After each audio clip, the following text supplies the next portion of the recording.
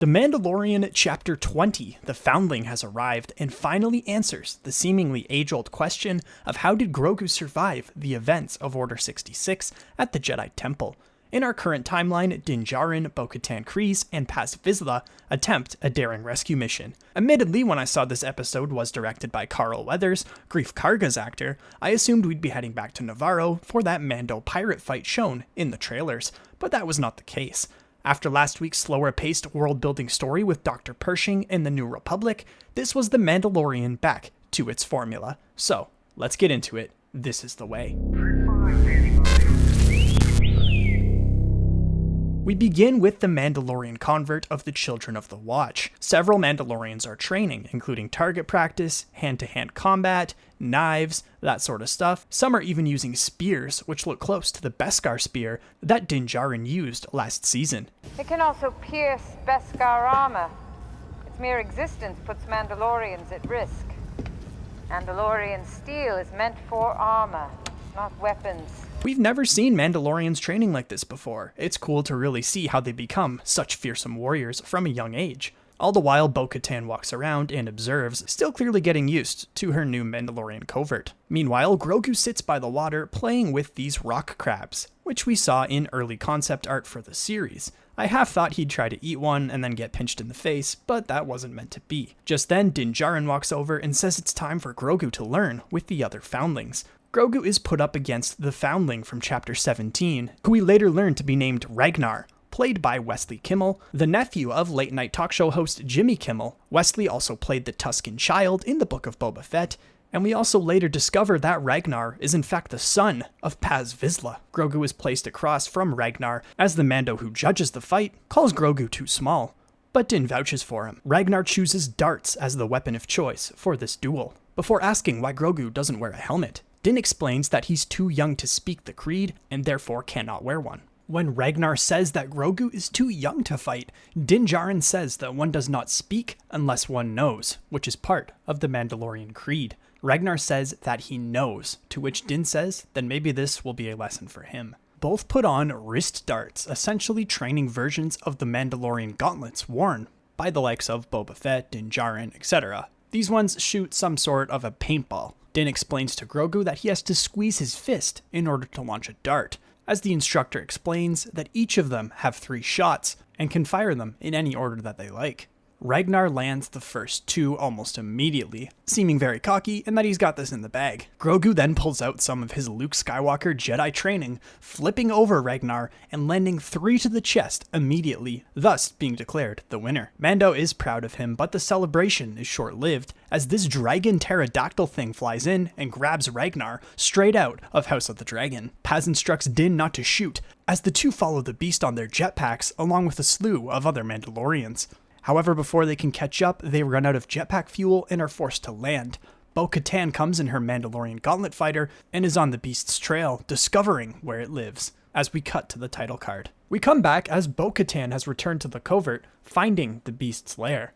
Bo, Din, Paz, and the Armorer all begin to plan inside of Bo's ship. They can't use their jetpacks because the beast will hear, but the mountain peak where its nest lies is no higher than mountains that Bo-Katan climbed during her Mandalorian training. They need to fly there as close as they can without alerting it, then scale the rest on foot. Din and Paz will both join her, along with another team of Mandalorians. They'll be forced to avoid blasters and explosives as to not get the Foundling killed.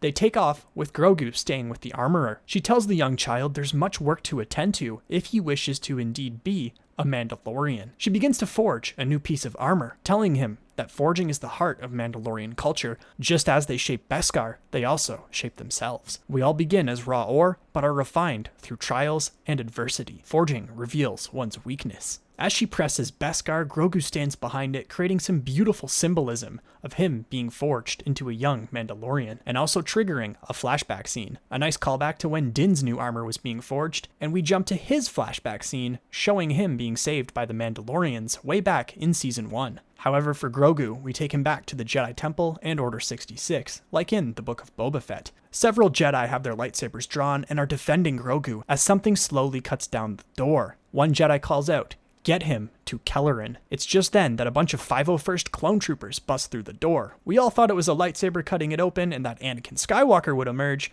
but sadly that wasn't meant to be. The Jedi defend Grogu taking out some of the clones and take him to an elevator just as the last Jedi is killed, and they begin to fire upon Grogu with the door closing at the last possible second. The elevator opens and reveals Kelleran Beck, played by Ahmed Best. This character was developed for the Star Wars Jedi Temple Challenge children's game show. Beck hosts the competition, which puts its young contestants through a series of obstacles as a part of a Jedi training course that tests them on the core principles of strength, knowledge, and bravery. Ahmed Best originally played Jar Jar Binks in the prequels. As you're probably aware, because Jar Jar was so disliked, a few years ago, Best revealed that he had previously considered suicide due to the backlash he received for the character. Since then, he's been given an outpouring of support from the Star Wars fanbase. It was just another sad case of fans not separating the role from the actor, something we've seen with many other Star Wars roles since. His role as Kelleran Beck was a nice thank you to Ahmed Best, and it's great to see him here in Mando, finally answering the age-old question of who rescues Grogu. Kelleran Beck tells Grogu that everything is going to be alright just as more clones arrived,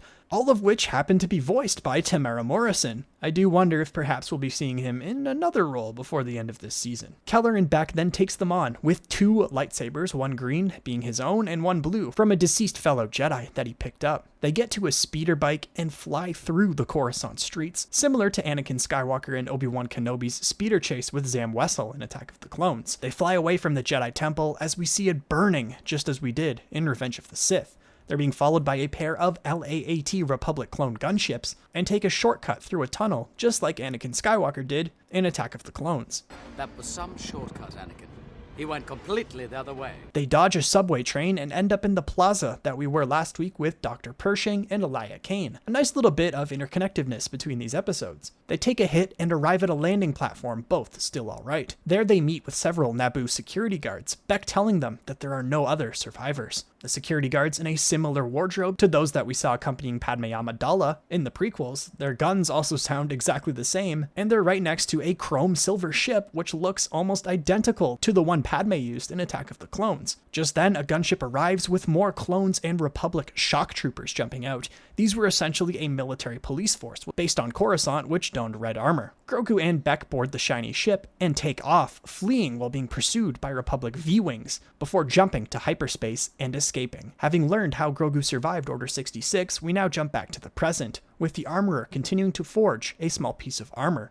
She explains the tradition of Mandalorians donating a small portion of each of their earnings to new foundlings for their armor. And Grogu gets just that, a new piece of armor. A round clan Mudhorde signet, which attaches to his chainmail chestplate that he received in the Book of Boba Fett. Meanwhile, our team of Mandalorians arrive at the Dragon's Nest, or at least as close as they can get, before continuing on foot and reaching the nest, just in time to start a fire and camp out for the night. Bo-Katan asks Din Djarin how these Mandalorians eat with their helmets. It's something that she is completely new to, because, well, before last week, she was completely fine with taking her helmet off, unlike the Children of the Watch. Din explains that they all go off and find their own place to eat, far away from the others, with Bo earning the right to stay by the fire since she's leading this attack. The next morning, they begin to scale up the side of the mountain, with Bo reiterating that their best bet is stealth. They scale to the top using grappling hooks, and as they reach it, they realize that the beast is not there, finding a heat signature buried in the brush. Before they can scout the area, Paz rushes in, trying to save his son. However, that heat signature is not Rangar. It's the beast's 3 small babies. And just as they emerge, so does the adult. It coughs up Ragnar and tries to feed it to its young, like a robin feeding a worm to its babies. Just then, Paz jumps in and tries to save his son as it takes off. All of the Mandos blast off, following again on their jetpacks, with Bo-Katan being knocked out of the air with a wing, her right shoulder armor piece falling off as she flies to the ground, before Bo recovers and knifes the beast in the eye in order to free Paz. Din is then able to grab Ragnar from the beast's clutches. The creature then falls into the water below and is eaten by the giant alligator beast from the season's premiere. I guess Qui-Gon was right. There's always a bigger fish. Paz makes sure his son is okay and thanks Din, with both of them saying this is the way.